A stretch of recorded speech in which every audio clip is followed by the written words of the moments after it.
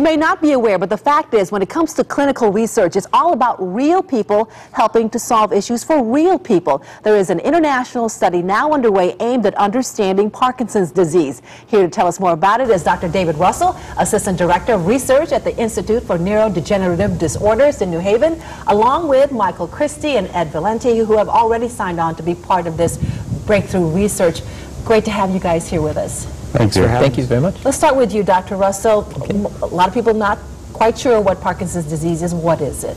Well, Parkinson's disease has two phases. One is the actual molecular process of the neurons dying that underlies the disease, but really it's the other side, which is what is its effect on people. That's the syndrome where people have tremor and stiffness and trouble with dexterity and movement. All right. The study is called Parkinson Progressive Marker Initiative Study, or PPMI. Specifically, what are you investigating? Well, this is an attempt to put those two parts together, where we are trying to look at the pieces, sort of the piece of the puzzle, what's the disease process, and put it together with what's happening with the real person, what's happening with the symptoms, and bridge the gaps. One of the important part are these markers, or these windows into the disease, where we look at an aspect of what's happening in the person and tie it together. That has led to some very important discoveries already. You actually have we actually have a picture here of the imaging that you use. If we can take a look at this, to the right of us is a picture of. So these are two pictures of a biomarker in the brain. This is looking at the dopamine neurons in the brain. And on the left is a scan of a head of a person who's healthy, who does not have Parkinson's disease. And on the right, we have a scan of from a person with Parkinson's disease. And you can see that there's less sort of pink and yellow there, and that's because those dopamine neurons are dying. Well, Michael, you've already taken part in this. You decided to do this to figure out whether or not you had Parkinson's. Yeah, I had some tremors in my hand, and after I spoke with my doctor, eventually I got referred to Dr. Russell, and you know, for me it was a matter of peace of mind. I wanted to know if I had it, because if I did, I wanted to know how I could better my quality of life. I have 4 children, and it was important to me to make sure that I could do something to make sure that I was going to prepare for myself in the future for my kids. So I wanted to get involved for that. That was one of the reasons I wanted to get involved. So you got your peace of mind. I did get my peace of mind, but then, you know, going forward, I wanted to make sure that if there was anything I could do, because you never know what's going to happen. I mean, it's just something I felt was necessary to continue to do for me. Very good. And Ed, you do have Parkinson's. Yes, I do. So you knew that going into the study? I was pretty much hoping that I didn't, but I did know that I had Parkinson's, yes.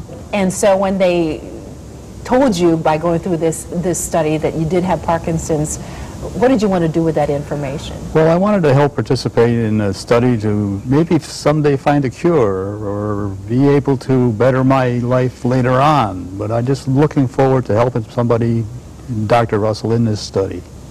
Now, there is no test per se right now, Dr. Russell, for Parkinson's. So is this the impact of this study, that this could be the test?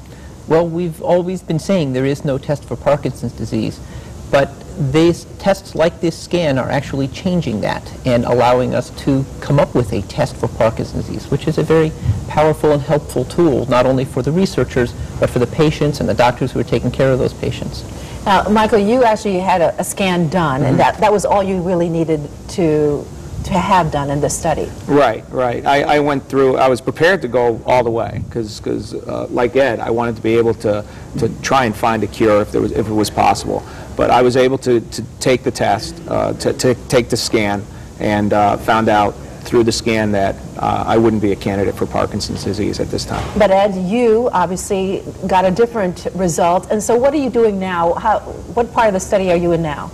Well, I've done this is my second study with Dr. Russell, and I'm hoping that we're going to be able to come up with something to help me out as long as many other people. It's just something that I feel that I should do to participate and help out. Now, in this study, you're monitored quite closely, aren't you? Oh, yes. I had to take a medication every day, and I'm going to see Dr. Russell quite frequently, and we're working on it.